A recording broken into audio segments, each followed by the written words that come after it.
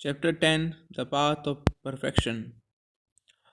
Mam muktaya punarjanma dukhashalyam ashashrutam napunvanti mahatmanha samsiddhim paramam katha.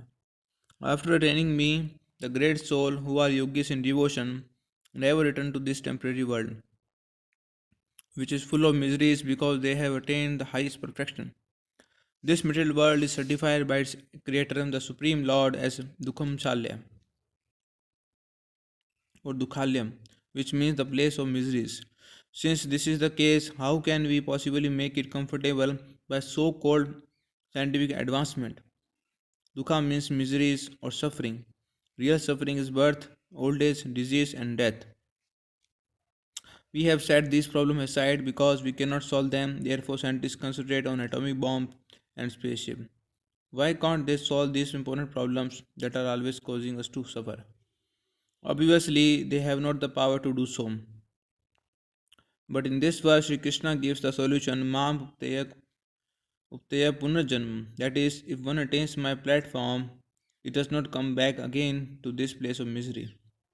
Unfortunately, in the mode of ignorance, people cannot understand they are in miserable situation. Animals cannot understand their miserable situation because they have not the reason. Man possesses reasons whereby he can understand this. But in this age, people are using their reasoning power in order to gratify their animal propensities. Reason should be used in getting liberated from this miserable condition. However, if we engage in Krishna consciousness 24 hours a day without deviation, we will go to Krishna and not to reborn this miserable world. Mahatma Samsiddhim Paramam Gatha. Those great souls who have attained the highest perfection, Krishna consciousness, are forever freed from misery. In this verse, the word Mahatma refers to Krishna conscious man eligible to enter the abode of Krishna. The word Mahatma does not refer to a political leader like Mahatma Gandhi, but to a great soul or a pure devotee of Krishna. When Krishna says that the Mahatma enters his abode, he is referring to his transcendental kingdom, Golok Vrindavan. The Vrindavan from which way I have come is called Bhuma Vrindavan, which means it is the same as Vrindavan descended on this earth. Just as Krishna descended on this earth through his own internal potency, similarly his dham, his abode, he also descends. In other words, Krishna descends on this earth. He manifests himself in that particular land, Vrindavan, and therefore that land is also sacred. Apart from this, the Krishna has his own abode in the spiritual sky, and this is called Golok Vrindavan. The Mahatma prepares in this life to enter that transcendental abode. The human form of life can utilize nature to its best interest. Animals cannot. These facilities should be utilized in striving to become Mahatma and putting an end to birth in this material world, which is characterized by threefold miseries. The threefold miseries are those that pertains to the mind or the body, natural disturbance, and miseries caused by other living entities. Whatever our position in this material world, there is always some kind of misery being inflicted upon us. Sri Krishna frankly says that it is not possible to avoid misery in this material world because this world is meant for misery. Unless miseries are present, we cannot come to Krishna consciousness. Misery serves as an impetus to help elevate to Krishna consciousness. An intelligent person understands although he does not want misery, miseries are being inflicted upon him by force. No one wants misery, but a person should be intelligent enough to question why are these miseries being forced upon me?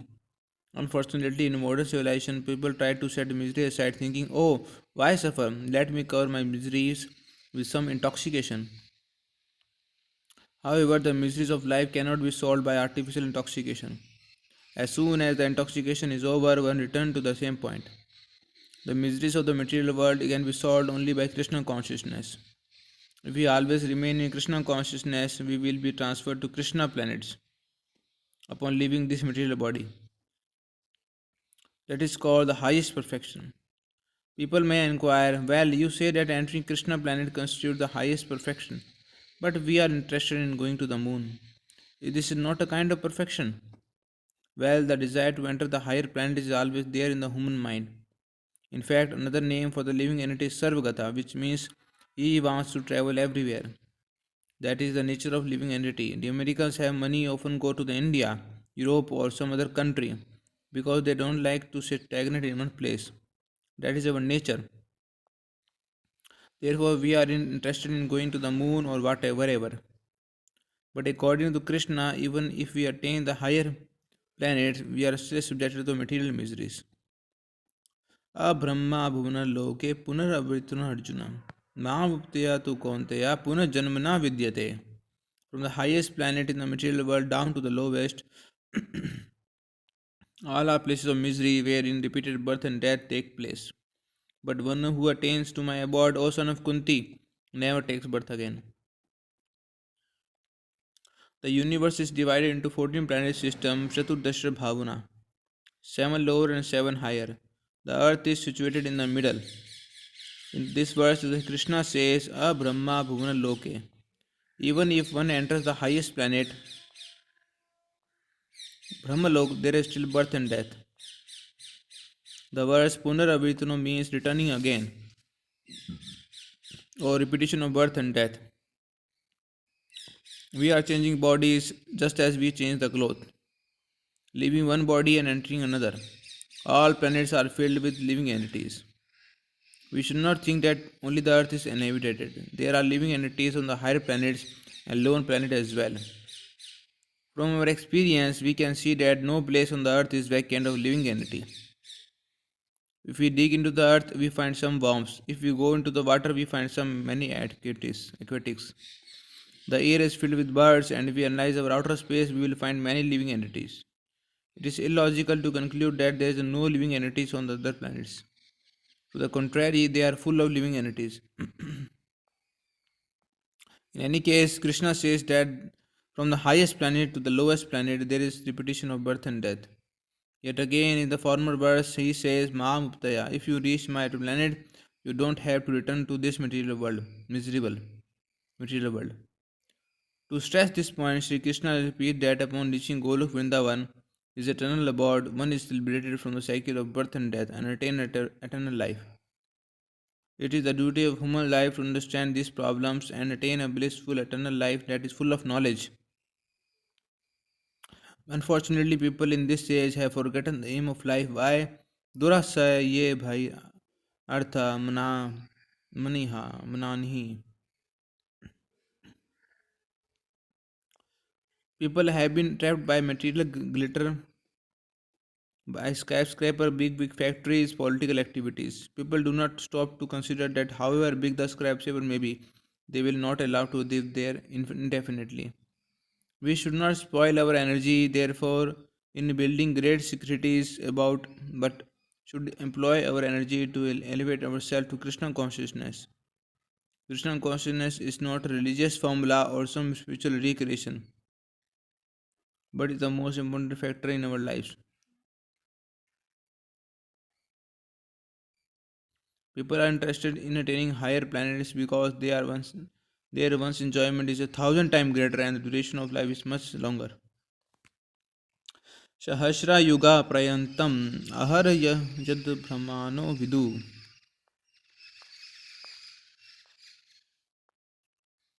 रत्रिम yuga सहस्रम te ho ratra vido jana. The duration of material universe is limited.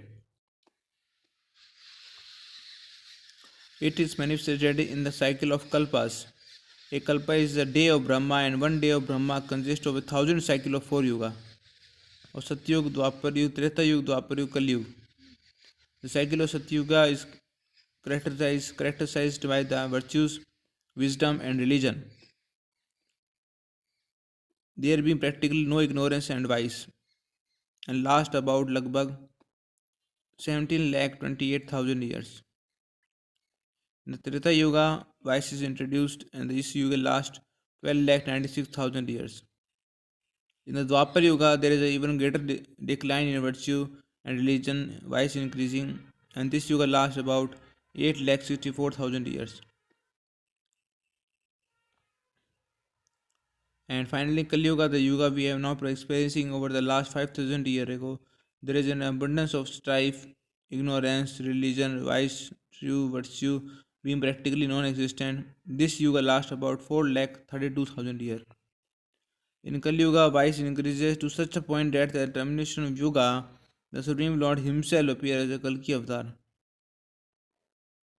vanquish the demon, save his devotee, and commence another Satyuga. Then the process is set rolling again. These four yugas rotating in thousand times comprise one day of Brahma,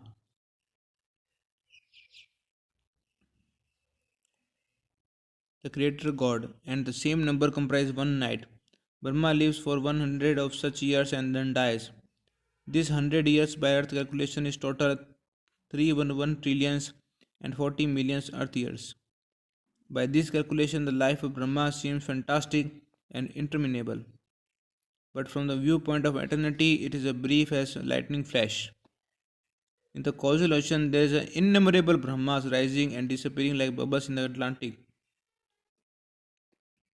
Brahma and his creation are all part of the material universe, and therefore they are in constant flux. In the material universe, not even Brahma is free from process of birth, old age, disease, and death. Brahma, however, is directly engaged in the service of the Lord in the management of this universe. Therefore, he has at once attained liberation. Elevated sannyasis are promoted to Brahma's particular planet. Brahmlok, which is the highest planet in the material world, or we can say universe, which survives all heavenly planets in the upper strata of the planetary system. But in due course, Brahma and all inhabitants of Brahmlok are subjected to death, according to the law of material nature. So even if we are living millions and trillions of years, we have to die. Death cannot be avoided. Now, throughout the entire universe, the process of creation and annihilation is take place as described in the next verse. अव्यक्ताद् अव्यक्त्या सर्वः प्रभवन्ति अहर्गामे रत्रियगामे प्रलयन्ते तत्रैवाव्यक्ता समजनके. When Brahma days manifest, this multitude of living entities comes into being. At the arrival of Brahma night, they are all annihilated.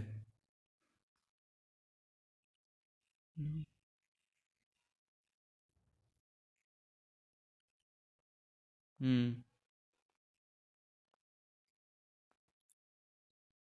Unless we go to the spiritual sky, there is no escaping this process of birth and death, and creation and annihilation. When Brahma's days are finished, all these planetary systems are covered by water. When Brahma rises again, creation takes place. The word Har means in the daytime, which is 12 hours of Brahma's life. During this time, in this material manifestation, all these planets are seen. But when the night comes, they are all merged in water. That is what they are annihilated. Annihilated. The word Ratri Agami means at the fall of the night. During this time, all these planets are invisible because they are inundated with water. This flux is the nature of the material world. Bhutta gramaha sa evayam bhutva bhutva parelite tatri ratri agme vasa pratha prabhave har agme. And again the face comes and this host of being is reactive. And again the night falls, O Sparta, they are all helplessly dissolved. Although we do not want devastation, devastation is inevitable.